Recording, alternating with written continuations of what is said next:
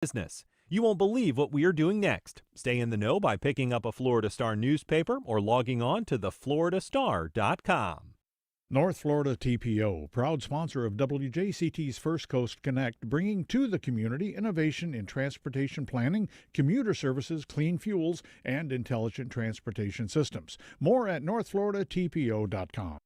Baptist Health is a proud supporter of First Coast Connect. Baptist Health, committed to building a healthier community for all of us. More info at 202-4YOU or baptistjacks.com. This is WJCT News 89.9 in Jacksonville. Ahead in the next 5 minutes, live local news for the First Coast from the WJCT News team. Good morning, I'm Ann Schindler, and this is First Coast Connect. Today, in-custody deaths and inmate rights. We look at how the push to stop the flow of contraband at the Duval County Jail has dramatically changed the visitation process, prompting complaints from family members. Later, as part of our continuing election coverage, we take a closer look at the St. Johns County School Board race. Plus, how two former next-door neighbors became brew bros at the city's newest microbrewery. Join the conversation. Give us a call at 904-549-2937 or email firstcoastconnect@wjct.org. You can also tag us on Facebook, Instagram, or X.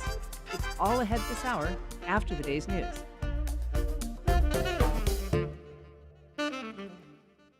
Live from NPR News in Washington, I'm Corva Coleman. Tonight's the last night of the Republican National Convention in Milwaukee. Donald Trump is set to accept the GOP presidential nomination. NPR's Jimena Bustillo reports he'll conclude the convention's week that has been focused on the theme of unity. Trump is expected to address thousands of supporters in Milwaukee tonight. The speech will finalize the week-long Republican convention that started with his nomination and the nomination of Ohio Senator J.D. Vance to be his running mate. The theme for today is Make America Great Again, playing off the Trump campaign's staple slogan.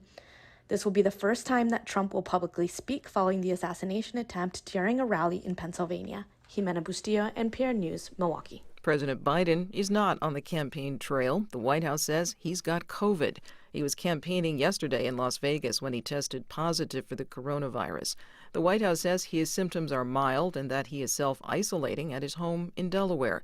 Before he was diagnosed yesterday, Biden gave an interview to a radio show with the TV network Univision.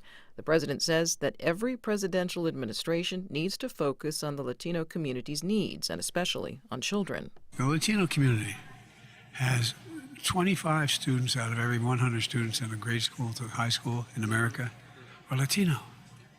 And 33% of them speak Spanish at home. How can we ignore that? Meanwhile, Vice President Harris will be on the campaign trail today. She will visit Fayetteville, North Carolina for a rally. The head of the Secret Service has joined two calls this week with congressional lawmakers. Kimberly Cheadle is being closely questioned about the attempted assassination of former President Donald Trump. Cheadle was at the GOP convention in Milwaukee yesterday. She was cornered by a group of Republican lawmakers who publicly berated her. The Secret Service director is scheduled to testify before two House committees next week. Wall Street Journal reporter Evan Gershkovich has appeared in Russian court today. It is the second hearing in his ongoing trial on espionage charges. As NPR's Charles Maines reports from Moscow, the secret proceedings could land the American in a Russian jail for up to 20 years. The trial is taking place behind closed doors in the city of Ekaterinburg, where Evan Gershkovich was first detained more than a year ago while on a reporting trip. The Kremlin insists Gershkovich was caught red-handed. Prosecutors accuse the Wall Street Journal correspondent of trying to obtain state secrets about a nearby tank factory. Gershkovich, the Journal, and the U.S. government all vehemently reject the spying charges, noting the American was working with press credentials from Russia's foreign ministry. The U.S. has designated Gershkovich wrongfully detained, and the Kremlin has signaled it may be open to a prisoner swap.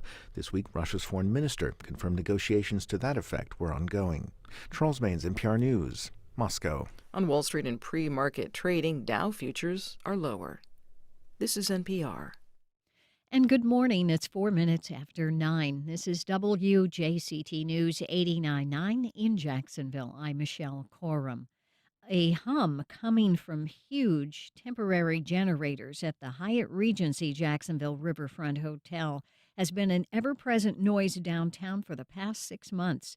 And as Dan Scanlon tells us, residents of the nearby Berkman Plaza condominiums are wondering when their peace and quiet will return.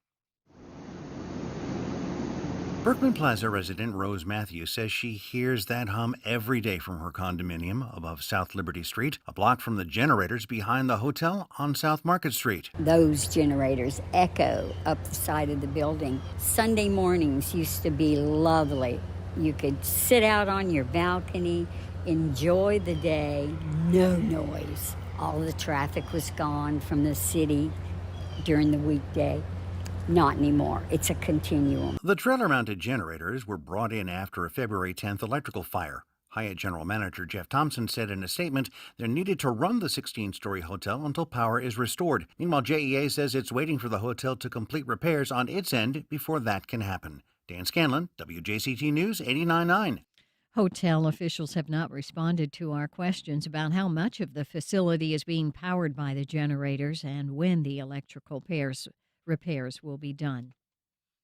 It is overcast, humid today. Right now it's 80 degrees. It'll be in the low 90s this afternoon with a good chance of scattered showers and thunderstorms.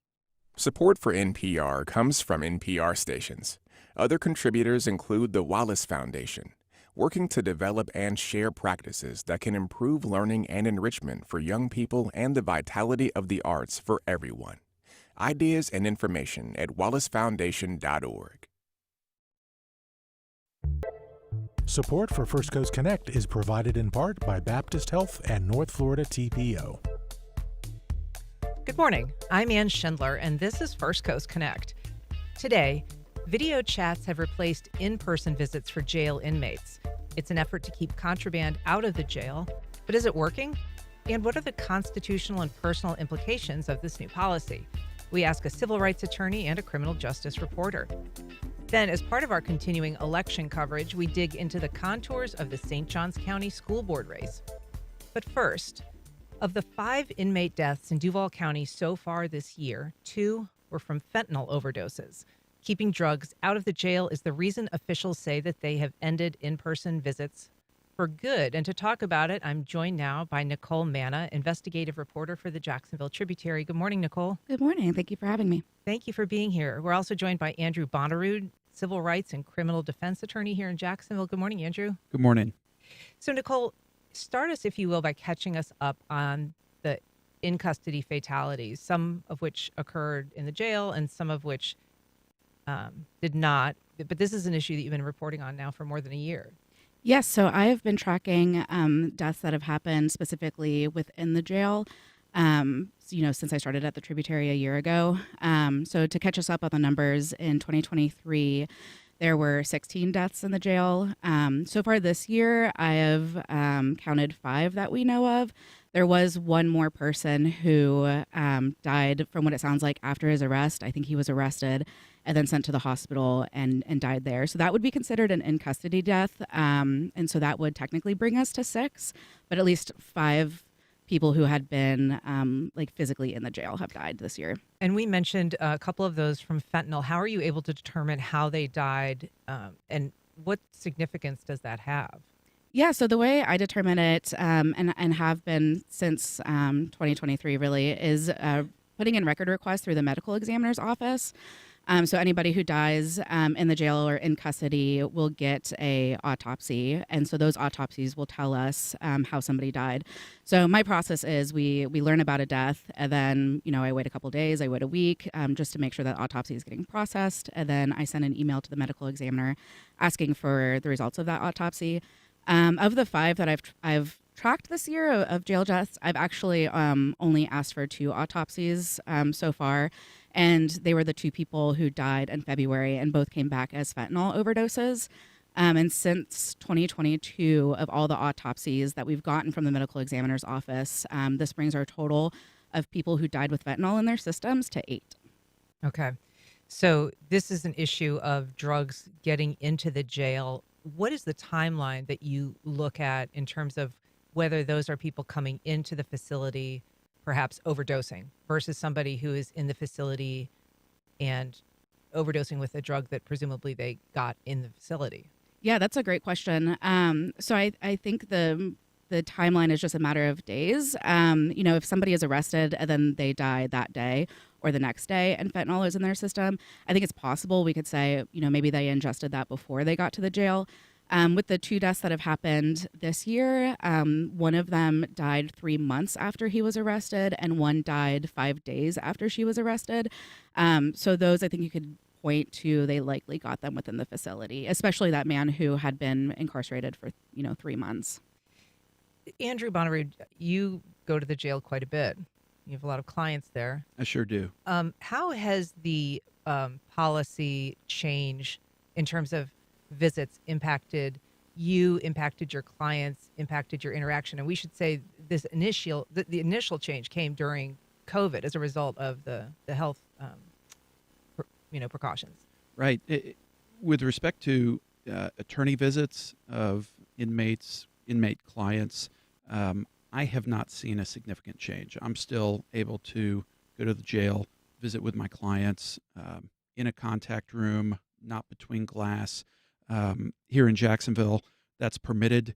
In other jails, it's not permitted. Other parts of the state. So the Jacksonville Sheriff's Office still allows attorneys pretty unfettered access around the clock, and they do a really good job of enabling attorneys to be able to have the meetings with the clients that we need to be able to have at our convenience. With respect to family visitations, I understand that there has been a change in the last few years. Although I would note, as far as I can tell, the change to virtual video chat, FaceTime type visitation with family is a change from between glass visitation, where the family could see the inmate, but then still had to talk on the telephone between glass. So that's the change. As far as I So it wasn't necessarily recall, like a contact visit. Correct. Anyway, it was separated by plexiglass. That's right. I'm not aware, and I can be corrected, I'm not aware of any contact visits having been allowed historically in the recent past. I want to ask you about other people working on a defendant's case, because you say attorneys have been permitted this unfettered access. What about private investigators, paralegals that may need to meet with one of your clients? Are they also given that same type of access? Also, in my experience, I have had very little difficulty having my staff accompany me into the jail. I'm bilingual. My staff is bilingual. And sometimes when I have a Spanish-speaking client who speaks maybe a unique dialect, I'd like to have a backup Spanish speaker. And all it takes is a letter from me saying, I'd like to have my paralegal accompany me into the jail. And the corrections officers who work at the jail are at least the ones that I've interacted with have not given me any trouble, allowing me in, allowing me to have my staff come in with me, and we've been able to meet without trouble. And yet this policy, our friends over at First Coast News did a story just this last week about a woman who was complaining about the video access only, saying that her elderly father wasn't able to master the technology and she hadn't been able to be in contact with him. Are there any constitutional implications if that is the case? So let me caveat this at the outset that there are some things that I'm constrained by. I am a candidate for judicial office right now, and so I can't really comment on specific cases. But I will say, in generalities, there are some courts of appeals that have addressed the question of what are the contours of the inmate's constitutional rights to visitation. And, for some, it might be a distinction without a difference, but for pretrial inmates, it's actually not an Eighth Amendment question, because the Eighth Amendment deals with cruel and unusual punishment, and for pretrial inmates, punishment is not allowed. They're not being punished. They are there as a pretrial. Right? They're confined and not being punished. Exactly. So it's, although it certainly feels punitive to people inside, right? Yeah, for sure. And the standard that's been promulgated by other courts of appeals is that, as you know, the baseline is that an inmate's visitation rights cannot be permanently and arbitrarily suspended. And so that, of course, you could imagine when trying to craft, judge-made law, they have to keep it at high-level generalities. So does that, does visitation include contact, or is telephone and video sufficient? And is there case law on that? And so not that I have found, but I suspect that this really becomes more of a policy question than a question of the contours of the Bill of Rights, which was, drafted centuries ago when, the punishment for all felonies was the death penalty. So I think things have evolved over time, and really it's a question for policymakers, not judges. Nicole, you've reported in other places before coming to Jacksonville for the tributary, and this change was attributed to COVID, and then it's a policy they've just decided to continue with. But you've seen it in other places implemented for other reasons.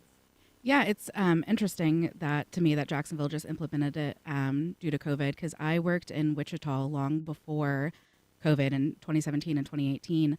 And the only way for me to interview inmates there was also through a video system. And I don't exactly know why that policy was there. It could be, to make sure contraband is not coming in. That would make sense. But the way it worked is I would schedule a meeting with an inmate. I would show up to the jail. I would sit in this little chair, and I would essentially be looking at a TV, talking to them that way. If you're just joining us, we are talking about jail policy when it comes to visitation, and also efforts through that policy to stem the flow of illegal drugs into the jail. You can join our conversation by calling 904-549-2937. You can also email firstcoastconnect@wjct.org, or you can reach out on social media.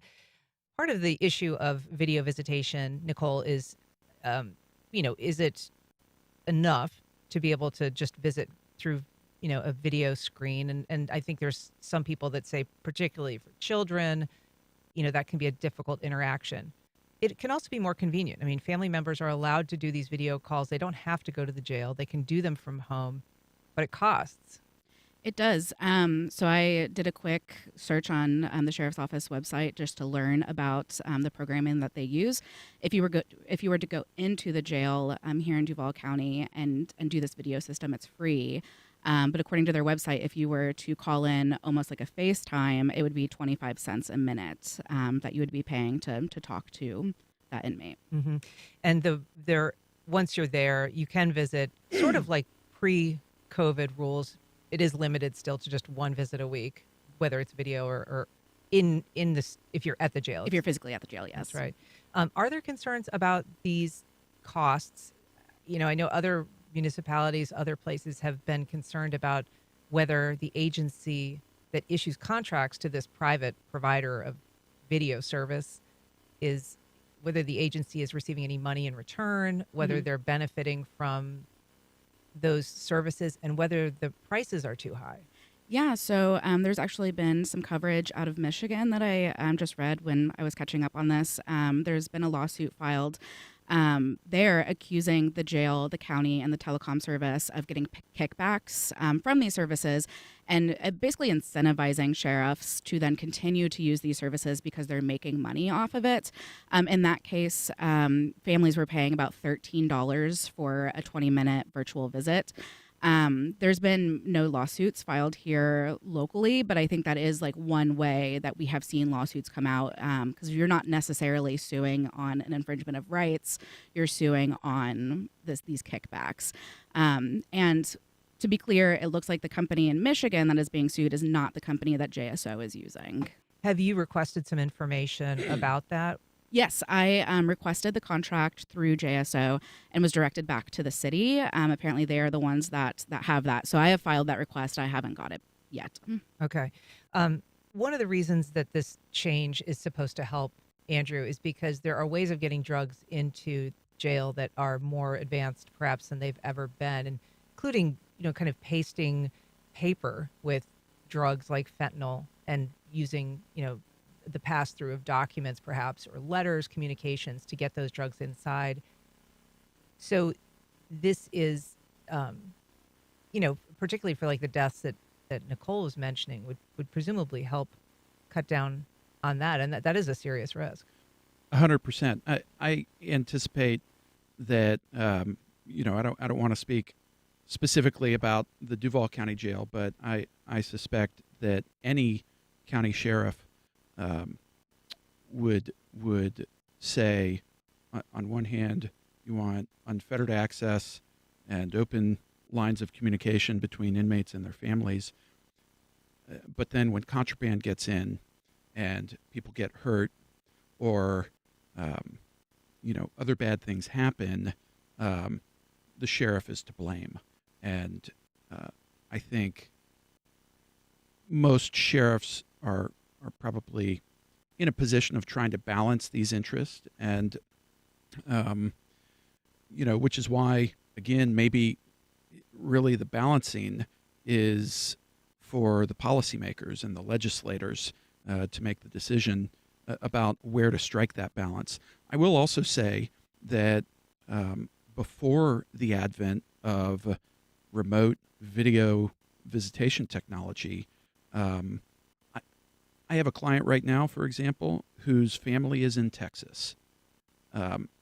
They love being able to visit with him, and they wouldn't be able to do that but for the technology that's available at the jail. But I also understand the other side of the coin, which is that whether it's because somebody doesn't have the sophistication to understand the technology, or the family is local and they just want to be able to lay eyes on it, on their family member. I understand those competing concerns, and I also understand the concern of the sheriff to really protect the inmates from narcotics, weapons, and other contraband that could really pose a serious risk of harm to inmates if they didn't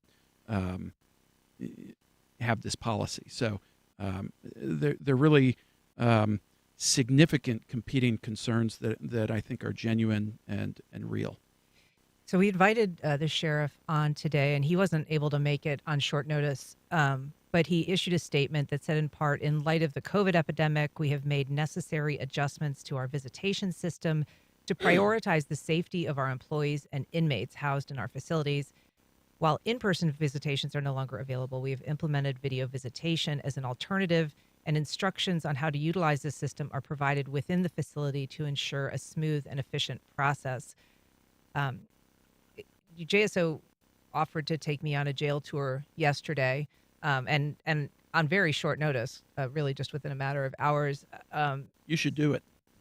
Well, I did. Yeah. I did, yeah. So I went Awesome. yesterday, but and you can see the physical structure is in need of upgrades. Clearly, that's one of the reasons that they're looking to move, obviously, and getting some money to make some much-needed changes in there. But my eyes saw a fairly orderly and functioning facility. It didn't seem in any way to be a problematic environment. And we went to a few floors, so we got to see a little bit of the range of the inmates there. We've got a call from Charles on the west side. Good morning, Charles. Welcome to First Coast Connect. Good morning. Thanks for having me. It seems to me like the Times-Union did a series not within the last year or so about this company that was providing the communications for inmates in the prison system. And I wonder if that's the same company that's trying to do this for the jail. But my comment that I wanted to make also is I used to visit a person in the Lowell Correctional facility down near Ocala, and for contact visits back when they were pre-COVID. And, you had to go through a lot to visit. You were constantly monitored. There were always so the jail needs to look at their own people on as to why this fentanyl is being smuggled into jail, because I think it's highly unlikely that any visitors were. And here we haven't had any visitors since COVID, contact visits, and we still have overdoses happening. So if we don't have anybody coming into the jail to see the inmates, how is the fentanyl getting in? Right. So thanks for taking my call. Thanks, Charles. We also have an email from Michael who says cutting off in-person visits deflects from the actual source of contraband, jail personnel, and won't produce discernible results. Isolating inmates from family and friends will arguably increase violence between inmates and between inmates and jailers. Nicole, there was an arrest earlier this year of a correctional officer. There were actually 2 arrests related to drugs getting into the jail. The first one was a correctional officer who began getting investigated in October, was immediately placed on suspension, and then was fired and arrested in April for bringing drugs in. The other person was a City Works employee who worked with inmates, who was also arrested, I believe, also in April, who was found during that overall investigation into the correctional officer. And what did they find the officers were doing?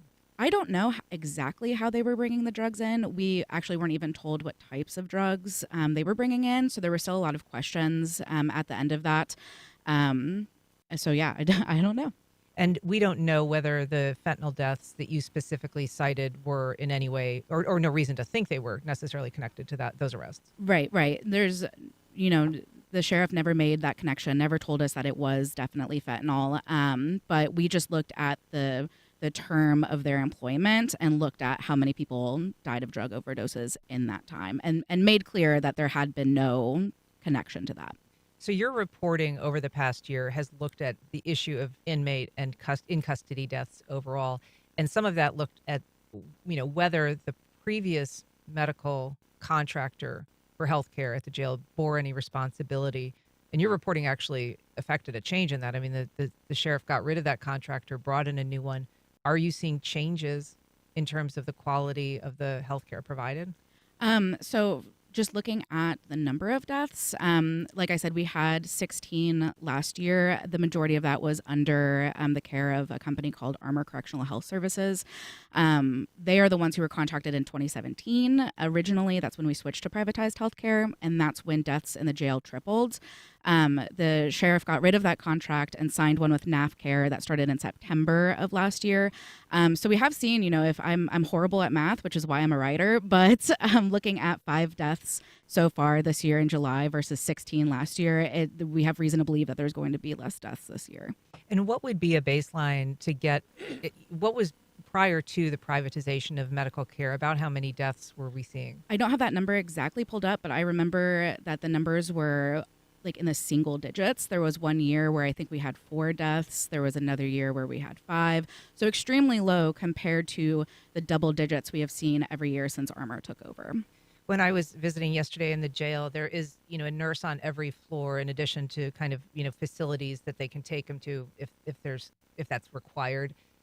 I believe that from information that JSO has sent, that their contention, Andrew, is that the number of deaths that occur in the jail are a lower percentage than the overall deaths that this county experiences. Do you think that's a fair comparison? Well, let me reiterate. I am a candidate for judicial office. I really should. I should not answer that question directly. Let me direct it at Nicole then. I mean, so they basically said that there were out of 25,000 inmates in the year 2023, there was 16 deaths, which represented 0.06% of the inmate population. 10 were due to health issues, 7 of those at a hospital. 3 were due to drugs, 2 were suicide, and then 1 they couldn't determine a cause. And I think JSO rightly points out that the people in jail are not necessarily living their best life when they arrive. I mean, sometimes there are long-time addiction issues. Sometimes they've been living in very extreme situations. We know that the prison population overall, not jail, but prison is an unhealthier population. Yeah, and that's exactly why you need the right people in there providing, medical care to help these people. And I think when we're looking at the general population versus our incarcerated population, I don't just on, my initial thought think that is a super fair comparison. You and I are not under the government's care right now. And I think that is kind of where the line is making sure that our incarcerated population in the Duval County Jail, in any prison system, is getting the same level of care that they could be getting outside of their confinement. And when you say that they're under the care, you believe that comes with a greater expectation of care or than for you or I? Well, I've talked to attorneys who have sued different jails all over that I've covered saying, it's not that we are looking for them to get better care. We're looking for them to get equal care. Yeah, interesting. So, Andrew Bonnaroo, nationally and not locally, we've talked about, maybe some challenges to policies like this. But that is not something that would happen on a national basis. Is that right? This really would be a piecemeal legal pushback if these cases made any difference if they did. Well, the U.S. Supreme Court has interpreted the Bill of Rights as requiring county sheriffs, really all correctional facilities, to provide for the serious medical needs of all of the inmates who are in their custody. So if there's a serious medical need, the county sheriff, the state penal institution, federal correctional institutions, all of them have this obligation. It's non-delegable, and if an inmate has a serious medical need, then they're on the hook for it. Is there any consensus as to what is a reasonable amount of money? Obviously these contracts are issued. I believe that some money would reasonably go to the agency that's working with the contractor. Is there any kind of threshold that makes sense for what's appropriate? Really, that's a policy question. The courts have not weighed in on that. I think there is some recent activity in Florida federal courts that, particularly in the Northern District of Florida, where they considered a lawsuit. It was a class action lawsuit concerning this type of stuff, where the position of the state of Florida was that there wasn't sufficient funds to really provide for the type of medical care that, and it was a specific medical condition that class of inmates were saying we have a need for this health care and we're not getting it. And the federal court judge said, state of Florida, you got to come up with the money for it, and you got to provide this health care. If they're in custody, you got to take care of them. Well, Nicole Manna, Andrew Bonnaroo, thank you both so much for coming on the program today. Really appreciate it. Thanks for having me. Thanks so much. Up next, one of the fastest growing school districts in the state. It's also one of the most contentious. Whatever happened to common decency? There will be a time that we will bring back. There maybe have to be physical arms in this fight. To talk about the challenges facing the schools in St. Johns County and also the school board is Noah Hertz. He's a reporter for Jacksonville Today, and he covers St. Johns County for Jacksonville Today. Welcome, Noah. Hi, thank you for having me this morning. Thank you for being here. We heard that was one bite, but there have been numerous hours of really contentious meetings in St. Johns County, as in many school boards around the country. But this race is it's going to be two key seats that are up for election on the school board that will likely be decided, or almost certainly be decided, in the August primary. So one of the seats will 100% be decided in the primary. That is the seat, the District 2 race. There's only two candidates in that race. That one's going to be decided.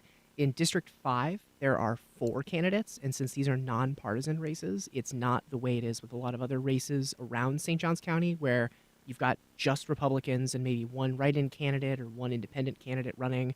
So District 2 for sure. District 5 is a little more up in the air as far as whether it'll be decided in August. And because these are nonpartisan, everybody can vote if they're in that district. Is that right? Yes, but only if you're in that district, exactly. So District 2 and District 5, people can only vote for those specific candidates. And we should note, in November, one of several ballot amendments that's going to be something that voters can decide on is whether to return partisan designation to candidates in school board races. Yeah, it's a really interesting case in St. Johns County, especially since there was some really excellent reporting from my colleague Megan Malakote this morning in our newsletter and on our website that talked about how Dean Black in the Duval County area is one of the main drivers of this amendment on the ballot to push for partisan school board races in St. Johns County, since it is such a red county.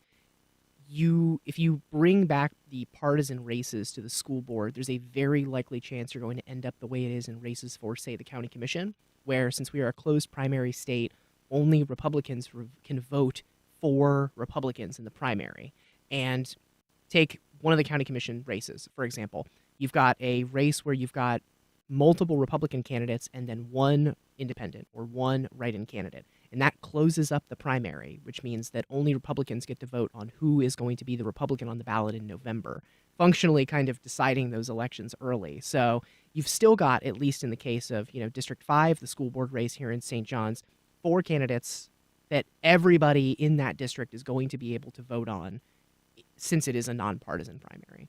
And presumably in a red county, if you attach a partisan designation to a candidate, that will affect who people vote for. Currently, they may not know somebody's alignment. For sure, yeah. And District 5 is an interesting example. The 4 candidates running, 3 of them are currently registered as Republicans, and one of them is registered as a Democrat. Of the 3 Republicans, one of them, Linda Thompson, has been endorsed by the local Republican Executive Committee. Now, there is some frustration there among some Republican groups within the county because Thompson is she is a member of the Republican Executive Committee. She is, I believe, their secretary. She is a member. She does things with that committee, and so there's some frustration that maybe she was endorsed because she does that.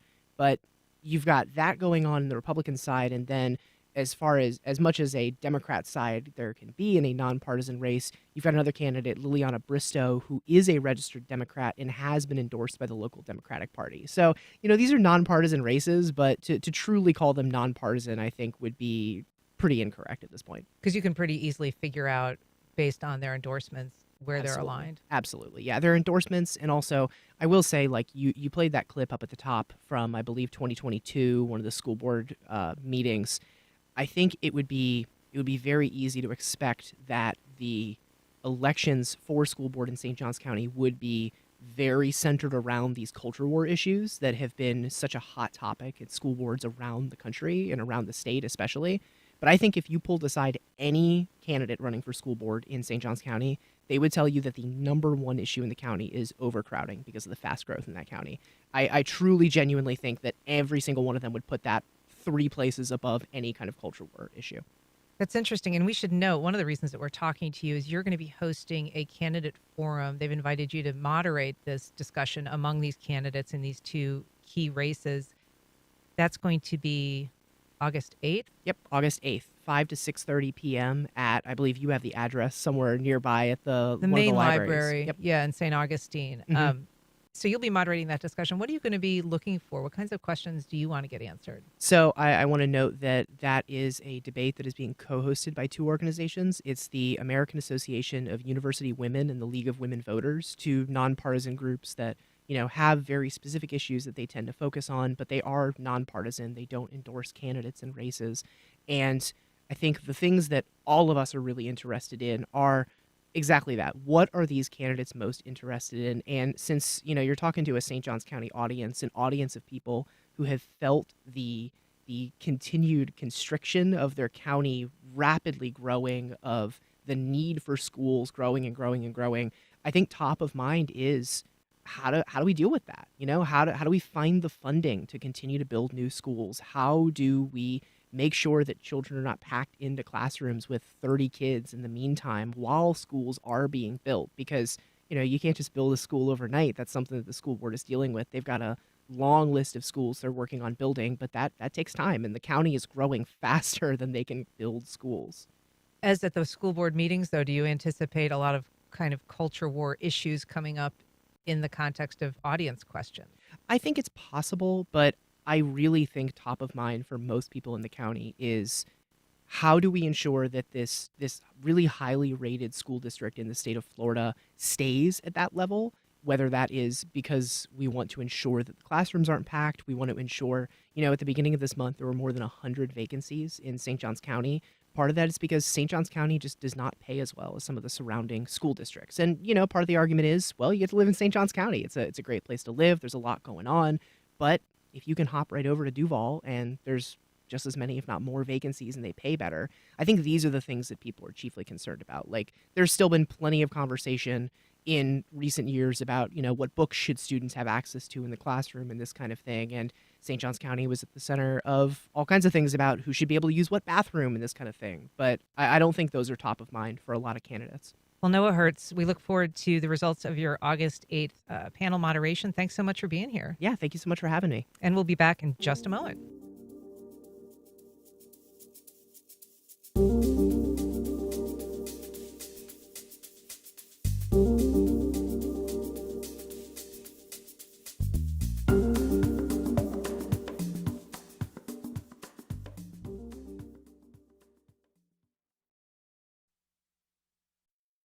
And we're back.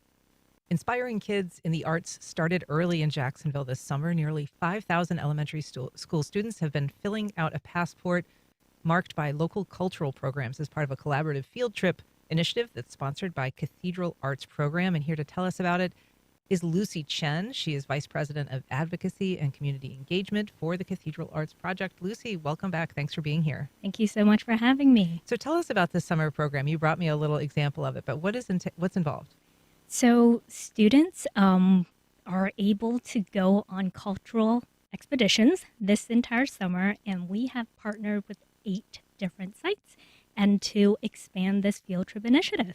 And it's a little passport that they are given, and they get to go to these various cultural institutions, many of them very well known here around Jacksonville, places like MoCA, the Cummer Museum, the Florida Theater, the Ritz Theater. First of all, how did you select these locations? Well, I think we're going to have to go back a little bit. So this initiative started by CAP, which is part of our collective impact work. So what we do is that we bridge research and also community partnerships to bring new projects or programs to life. So starting in 2018, CAP worked with the National Endowment of the Arts and the Kennedy Center to release a lead survey. So what we do is that we collect data from principals to understand where the access gaps for arts education is. And what's a LEAD survey? It stands for Landscape of Education in the Arts in Duval. So we want to see what principals would like to have in their classrooms and where the needs are. So 3 years ago, we teamed up with University of North Florida's Data Science for Social Good project. And what we do through that is we want to understand the impact of arts education. And we utilize the data that was found in the LEAD research, and we found that students who have access to field trips score higher in their standardized testing and are more motivated to go to school. So with that in mind, last year, we piloted the program with just one partner at the Florida Theater. And we had about 1,000 kids that attended. And this summer, with our 8 different cultural sites, that is how we expand the program. And we want to draw students to downtown for one really important reason. When we asked the students last year at the Florida Theater, what did you love the most about this field trip? And you would expect the students to say, well, it's the performance. And many of them did share that. But a few students said, this was my first time to go over the bridge to the other side of Jacksonville. So with that in mind, we wanted this year to allow students from all different neighborhoods to come and see the skyline of Jacksonville, to cross the bridge, to experience the cultural destinations in Jacksonville so that they become they're part of our city, so they understand the heart of our city more. And so you do this with a research-based idea of this is what benefits students, this is what we want to implement, and you're saying there's a relationship between students who are able to go on field trips, cultural field trips in particular, and their success in school. How do we know that that's causation and not just correlation? I mean, students who are more privileged perhaps and have more opportunities, generally speaking, probably are taking more field trips because their schools are, providing that for them, or the parents are able to afford that. That's a great question. So together with University of North Florida's DSSG program, we mapped out all the elementary schools in Duval, and we noticed that there were 3 clusters in the data, and we found that students who are in the urban core, those who actually had a little more field trip experience compared to those without, scored higher in their standardized testing. Of course, we have other factor analysis and many of the other analyses that came into play in the research, but field trips and external opportunities for students to engage and to be part of the community is what drawn them to school and also to their learning. I mean, it makes sense that students who have more opportunities and are exposed to more things achieve better and have better academics. This cultural focus is an opportunity for kids to check out these institutions, but then there's also a classroom element and a curriculum that comes with that. So describe what that is. So students in every one of these field trips, we tie the curriculum back to their academic learning. So it focuses on vocabulary, literacy, and we have activities that's built and that is paired to each of the cultural visits. And not only teachers will have a chance to work on this curriculum with the students, but parents as well. So our goal is to activate our entire community and for everybody to be involved in the arts. So I have to ask you a little bit about some funding issues. So CAP was one of dozens of statewide arts organizations that lost all of its grant money that it receives from the state. Mm-hmm. Sorry, I'm getting stuck there. This meant a loss of about $70,000 for CAP. Not just funding lost, but probably a additional funding had been hoped for on top of that, which didn't materialize. How does that impact CAP? How does it impact this program we're talking about? Well, I think our goal is to continue to work and to advocate for more arts education to demonstrate the impact, because that we know that funding most of the time, it really helps with the economic impact of our city. Ticket sales, it boosts the economy, and our goal is to demonstrate how arts can impact the lives of youth and how these teaching strategies are used in traditional schools and also in charter schools, and that it helps student and youth to increase their academic achievement. So what are you doing? What are you able to do other than getting the word out about the success of these programs? Are you hearing from the community that they understand that you've lost money? Are you able to find any other resources to replenish the money that you lost? So this program, we're very, very grateful to have been working with the PNC Foundation and then also our philanthropic communities and from the National Endowment of the Arts. So we are very fortunate that that we're seeing tremendous growth in this program, and also many thanks to the Kids Hope Alliance for being a champion in this work as well. So your expectation that this program is not going to disappear because of that funding loss? We will continue to work and to hopefully next year to expand to even more students. Well, Lucy Chen, thank you so much for being here, letting us know about this summer program. We appreciate it. Nice to see you again. Thank you so much. Up next, how the love of beer inspired friends to create their hoppy place.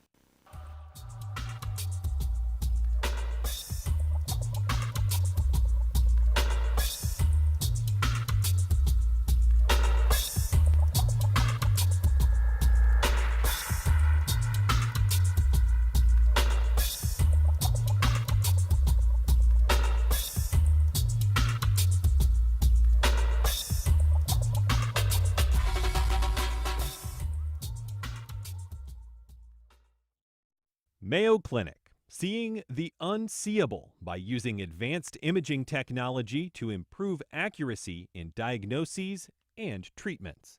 More at mayoclinic.org/Florida.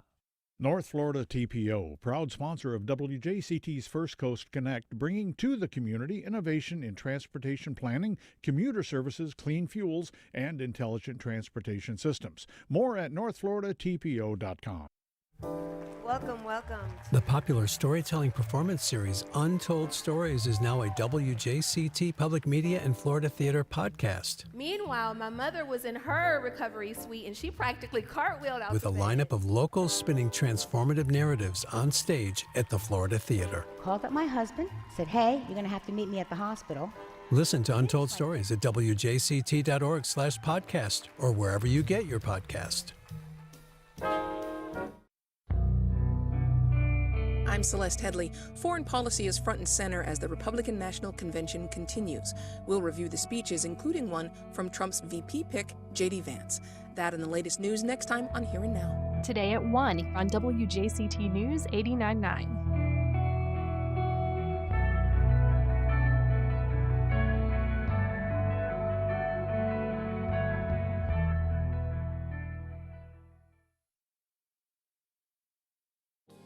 How much power should the president have? The Supreme Court's decision on presidential immunity has thrown this question into the spotlight. But it's far from the first time the limits of presidential power have been tested. The 5 presidents who exploited their power and the citizens who stopped them. That conversation next time on 1A. Today starting at 10 on WJCT News 89.9.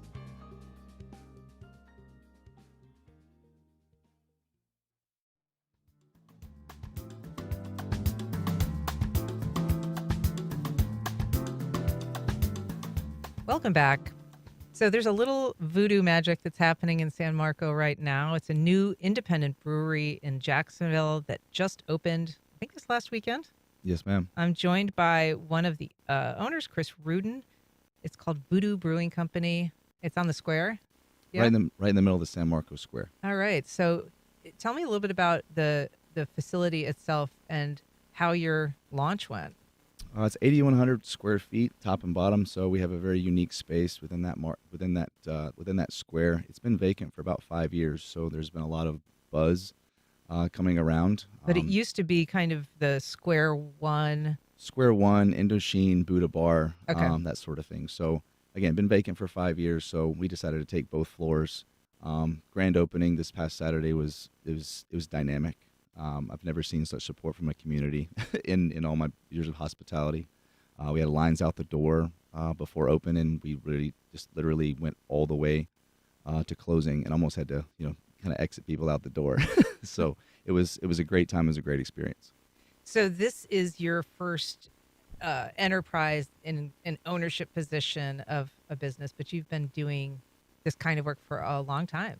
Yeah, I'm in the hospitality space for almost 20 years now. So in all different facets, from the restaurant, hotel, bar business. So I'm on the food service equipment side now, but this has always been my kind of dream to open up a restaurant and bar. And I used to go there to that specific spot a lot. So being able to kind of bring that and revive that place back really means a lot.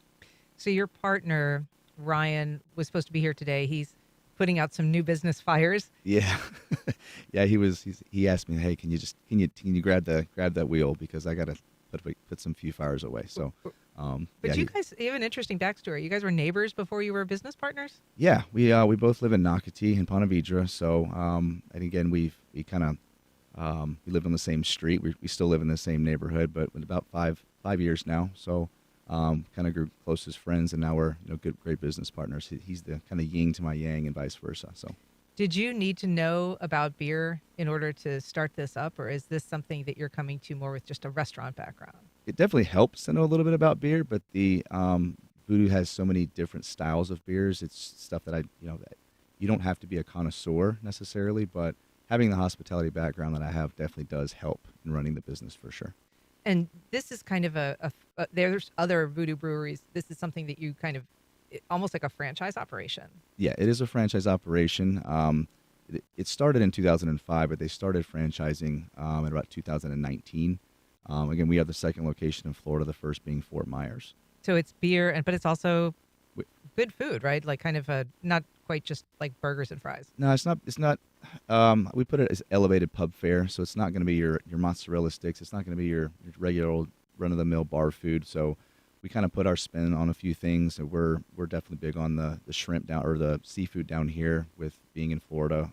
Fresh seafood, brisket, and then of course you have their staples of burgers and wraps and salads and basically everything for the whole family. So how does it feel to be have fully launched now after all of the runway getting to it?